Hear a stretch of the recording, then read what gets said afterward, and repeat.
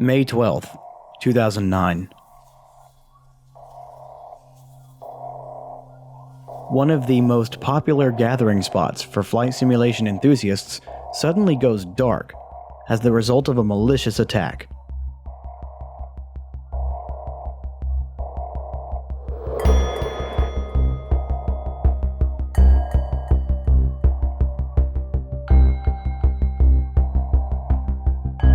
Let's rewind a bit.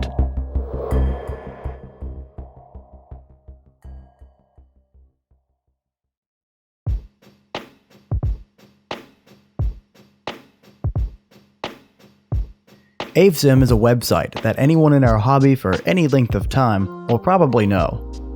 Founded in late 1996 by one Tom Allensworth, the website has been a news media outlet for flight simulation since 1999, showcasing the latest releases, news, file library uploads, and other information coming from all corners of the flight sim world by way of individual articles.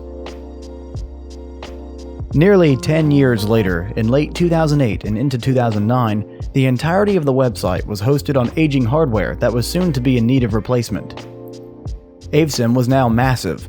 At this point, it had become host to thousands of articles of all kinds, an enormous discussion forum with tens of thousands of users, and hundreds of thousands of files hosted in its own file library. As the hardware and software keeping it running began to show signs of excess tooth length, the AVSIM team, made up entirely of volunteers, began formulating plans for a complete redesign and refresh of everything from the servers and hard disks to the main front page and file library.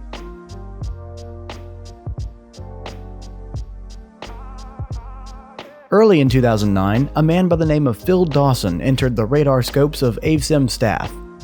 Dawson owned his own IT company and was known in the flight sim world for his work on developing simfly.eu, a popular flight sim gathering hub with a small file library of its own that was also a showcase for news and provided a forum for users.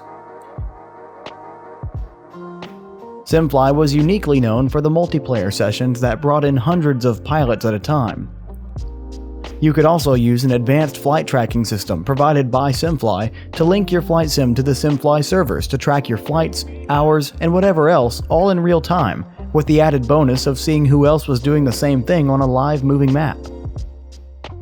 Most of these features and the website had been developed in part or in full by Dawson, so who better to take on some of the tasks of redesigning AVSIM than him? At the same time, flight sim as a hobby in general was in chaos. In January of 2009, Microsoft had announced the closure of the studio developing their Microsoft flight simulator, the Aces Game Studio. This was a matter of major upset to the flight sim community, prompting the leadership of many flight sim developers, companies, and websites to schedule an important meeting in Amsterdam early in 2009 to address how the industry would move forward and what the future of flight sim even looked like. Tom Allensworth, founder and head of AVSIM, took this opportunity to invite Dawson, who resided in the UK and who had already been granted moderator access to the AVSIM forums, to meet with him personally in Amsterdam ahead of this major industry discussion. Allensworth went over his ideas for a new file library structure and a conceptual redesign of AVSIM itself. And after this meeting, Dawson went home to the UK to begin working on the new AVSIM, while Allensworth participated in the meetings regarding flight sim's future. As the months went on, Dawson demanded ever-increasing access to the servers that ran AVSIM as he continued his work on redesigning the file library. Dawson also wanted to help on the hardware side, where AVSIM had been experiencing issues for some time. One of the primary disk drives housing portions of the website and the file library had recently developed a bad sector, a situation that occurs when some part of the storage medium in a drive, whether it be the spinning platter of a hard disk drive or the memory cells of an SSD, become inaccessible due to damage. A bad sector can arise for a variety of reasons and does not necessarily spell the end of the world for a drive, but any data contained in that sector is usually permanently lost. In the second week of May 2009, users of the AVSIM forums and file library began complaining that they were receiving spam email sent from Simfly, Dawson's flight sim website. What was especially alarming was that the spam emails were being sent to email addresses that users reported were only used to access AVSIM. This could only mean one thing. Dawson must have stolen the AVSIM forum email database containing more than 60,000 email addresses to send his spam mail. Allensworth and recently hired Stan Harmon, an IT professional with experience in implementations of Linux on servers, jointly decided to remove Dawson's administrative access to AVSIM's forum on the evening of May 12th. As Allensworth and Harmon were both online communicating with each other and monitoring the servers during a major transition from the old file library system to the new one, they began to notice something odd and terrifying. The directories in the server were beginning to disappear, one by one. CGI-based functions of the website then disappeared, and then the entire server hosting the website fell silent. Allensworth and Harmon both worked quickly to try to restore and stop what was happening. However, it was already too late. Acting out of rage after being removed from the AVSIM forum administration, Dawson had initiated an automated malicious attack that destroyed the drives running the servers that contained all of AVSIM. The partition table, essentially a table of contents that instructs an operating system on how to read data from a hard disk, had been erased on both drives.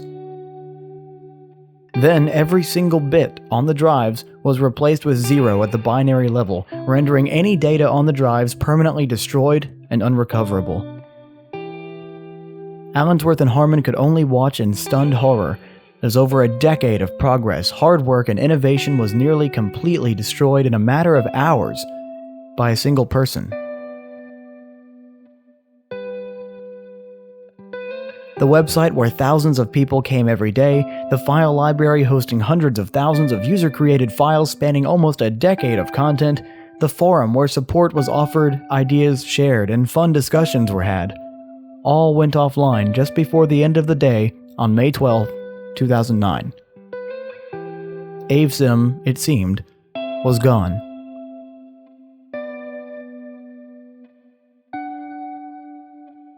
Allensworth sent out an email to the world around 11 p.m. on May 12th explaining that AVSIM had been hacked and effectively destroyed.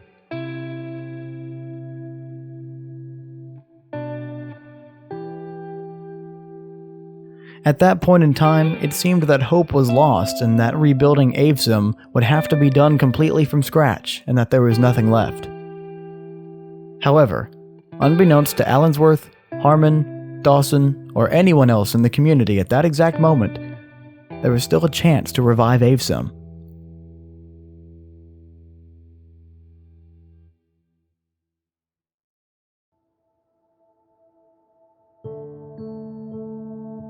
In the days following the hack, AVSIM set up a temporary forum where FlightSim users could still get support. Unexpectedly to Allensworth and the other members of the AVSIM team, users of these forums immediately began an effort to donate money to get the website back up and running as quickly as possible. When donations finally wrapped up sometime later, more than $30,000 had been contributed. According to Allensworth, I think I can safely say that the AVSIM team was astonished by both the community-initiated donation effort and the results of that effort.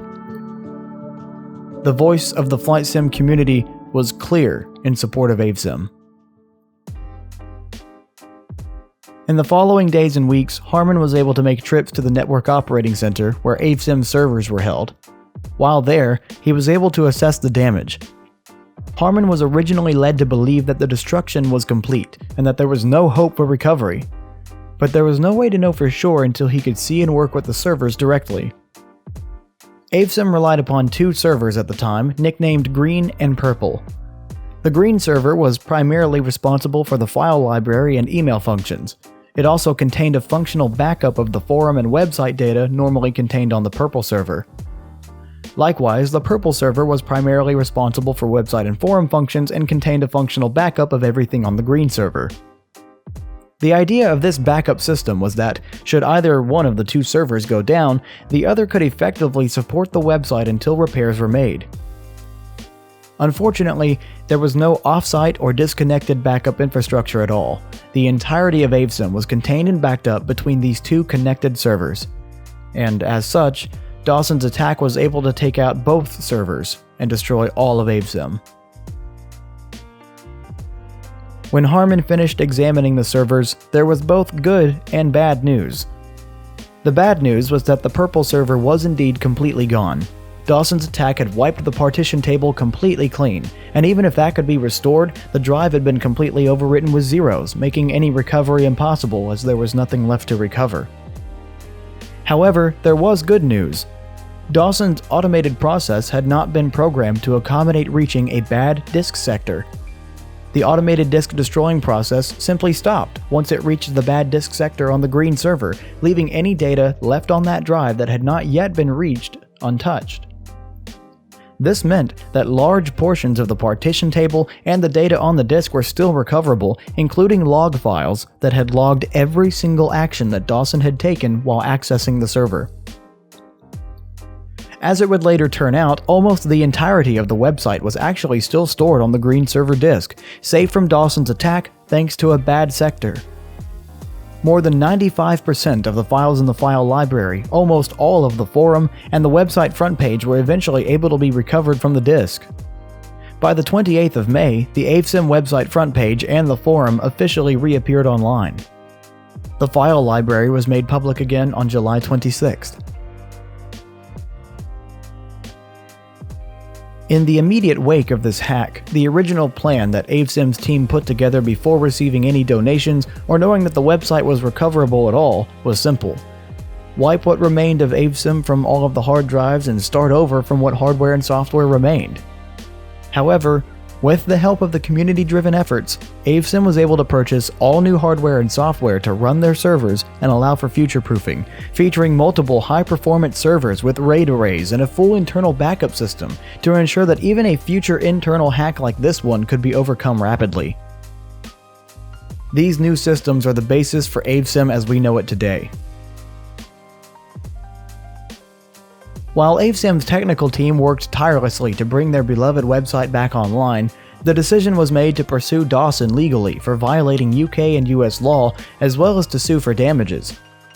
While Allensworth and his team were motivated to bring justice to Dawson for his crimes against AVSIM, Allensworth revealed a few years later that there was a much bigger concern against Dawson: his IT company. Dawson was attempting to market his company, and thereby himself, as IT professionals who could set up and manage commerce and sales systems for businesses all over the globe. If Dawson had been so capable of destroying a website dedicated to his hobby out of rage, it was unimaginable what he might be capable of doing given access to back-end commerce systems or financial and credit information. Unfortunately, for some reason, the UK law enforcement did not see this argument as sufficient to prosecute or to seek pursuit for undisclosed reasons. Left with the option of an expensive legal battle that was not guaranteed to succeed, and which would drain away what little spare money AVSIM had left, the decision to pursue legal action was ultimately dropped towards the end of 2009. From this point onwards, it's not really clear what happened to Phil Dawson after his forced departure from AVSIM up until about mid-2011. According to what little information is publicly available, Dawson was planning to use the aging hardware that AVSIM ran upon, as well as a trip to Turkey scheduled the day after the attack, as his dual alibi for what happened. This ended up being a moot point anyway, since the UK police did not take up the issue and AVSIM could not afford a legal battle. So it would seem, at least for his crimes against AVSIM, Dawson was able to walk away scot-free. Sadly, on July 17, 2011, Dawson's life would come to a sudden end. Dawson's relationship partner discovered him dead in his home, having apparently committed suicide. He had been trying to harm himself for days before his death, after it was discovered that his partner was guilty of sexual offenses against children. Aside from this, it is still unclear what other events conspired together to result in Dawson taking his own life. He was just 28 years old.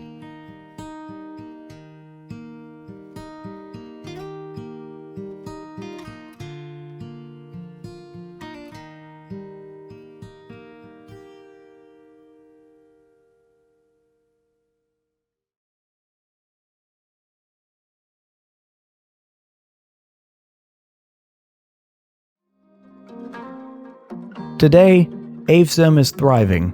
No other highly publicized attack like the one that happened to AVSIM has been reported by any major flight sim outlet since, which may be a testament to how secure our hobby is today.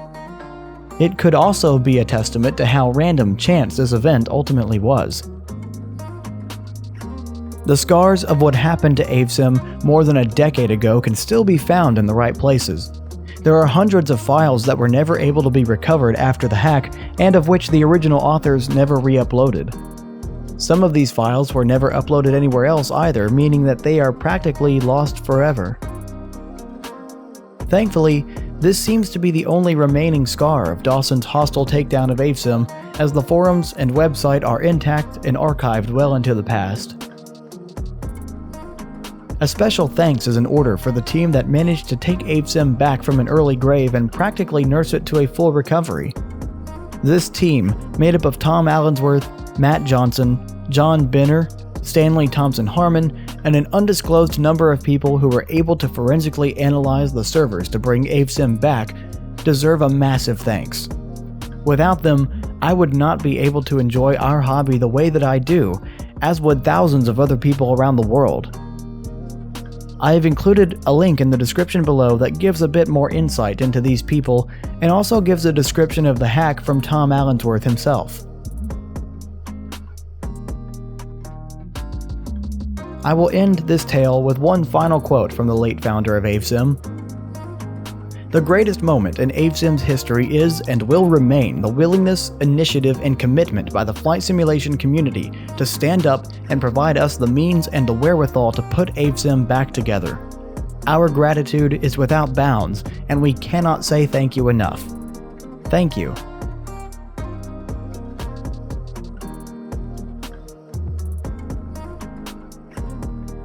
Thanks so much for watching. If you like this video and want to see more, don't worry, I actually finally have the time to start dedicating to researching and putting this kind of stuff together much more frequently going here forward. And I'm really excited about that. I cannot tell you how much fun it is to research these projects and put them together and see them come to life. The history of Flight Simulator is just so fascinating, and all the different things that happen, all these development stories and stories of sabotage and crazy things occurring and all these add-ons and stuff like that that people have just forgotten. There's so much cool stuff. I nerd out about it like crazy.